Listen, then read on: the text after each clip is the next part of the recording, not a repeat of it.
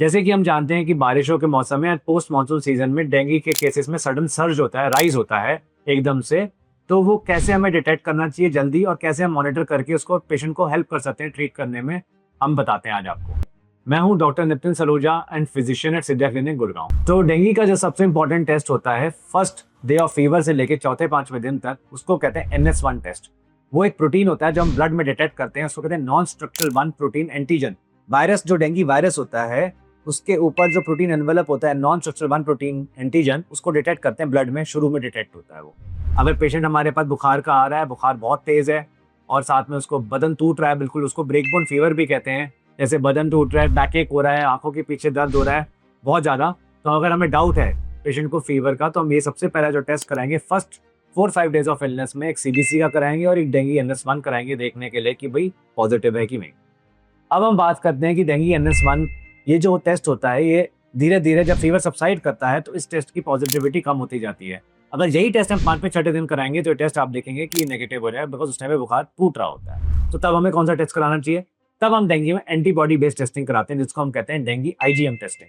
जो dengue IgM test होता है वो ब्लड में 5th to 6th डे से वो बढ़ना शुरू होता है और फिर वो कुछ वीक्स तक वो पॉजिटिव रह सकता है। तो जो डेंगू IgM बेस्ड टेस्ट है, जब फीवर उतर जाता है, सडनली कई बार पेशेंट ने कोई ब्लड टेस्ट कराया, प्लेटलेट काउंट कम आ गया, तब हम चेक करते हैं कि भाई ये तो डेंगू का पॉसिबिलिटी है, तो हम IgM टेस्टिंग बेस्ड हैं, ना कि NS1 टेस्टिंग, क्योंकि वो एंटीबॉडी बेस्ड टेस्ट होता है। वो बताएगा कि भाई रिसेंट अभी आपको इन्फेक्शन हुआ है डेंगू इस वायरस की वजह से। दूसरा जो एक इंपॉर्टेंट टेस्ट है एंटीबॉडी बेस्ड अगेन टेस्ट है, डेंगू IgG कहते हैं उसको, IgG। वो क्या होता है? वो ये बताता है कि आपको पहले प्रीवियस एक्सपोजर हुआ है डेंगू से, पहले कभी हो चुका है डेंगू, तो वो होता है। और उसके साथ भी मैं आपको बताना चाहूंगा, जब डेंगू दोबारा होता है तो IgG की जो मात्रा है वो काफी ज्यादा बढ़ जाती है, इसलिए शुरू में भी अगर आप फर्स्ट सेकंड डे भी कराएंगे तो भी वो कई ज्यादा पॉजिटिव आएगा, बट वो ये नहीं बता सकता कि अभी का रिसेंट इन्फेक्शन है कि नहीं है। वो प्रीवियस एक्सपोजर पुराना इन्फेक्शन के लिए ही बताएगा। फर्स्ट 4-5 डेज में आपको हमेशा NS1 कराना है। अगर 5 दिन निकल चुके हैं तो आपको IgM IgG टेस्ट करा के आपको ज्यादा आइडिया लगेगा कि पेशेंट को डेंगू है कि नहीं, डिपेंडिंग अपॉन उसका कौन से क्लिनिकल सिम्टम्स आ रहे हैं, कौन सा दिन बुखार का है। इसके साथ साथ जो एक सबसे सिंपल सा टेस्ट है जो हम सब बताते हैं, CBC के बारे में हम बात करना सबसे इंपॉर्टेंट है। उसमें देखेंगे जो उसमें टोटल ल्यूकोसाइट काउंट, जो व्हाइट सेल काउंट की मात्रा है डेंगू में, काफी कम हो जाती है। नॉर्मल ये वैल्यू रहती है 4000 से 10,000 के बीच में। 4000 से कम आ जाए 2000, 3000, 2500, ये ल्यूकोपीनिया कहते हैं इसको मेडिकल भाषा में, ये कम हो जाता है डेंगू में।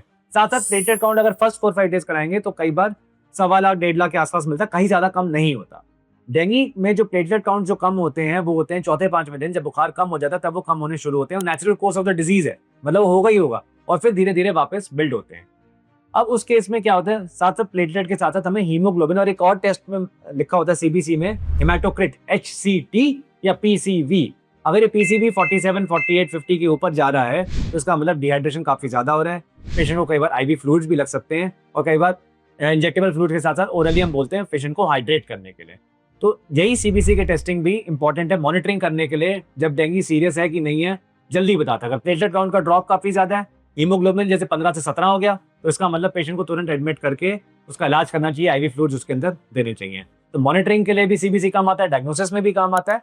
और उसके अलावा सिंपल मैं बताऊं तो NS1 शुरू के 5 दिन और बाकी के दिन IgM और IgG आप डिटेक्ट करके बता सकते हैं डेंगू के बारे में। तो ये सब डेंगू से रिलेटेड है। अगर आप कोई भी टेस्ट से रिलेटेड और कोई जानकारी चाहिए तो मैं कमेंट सेक्शन में लिख सकते हैं।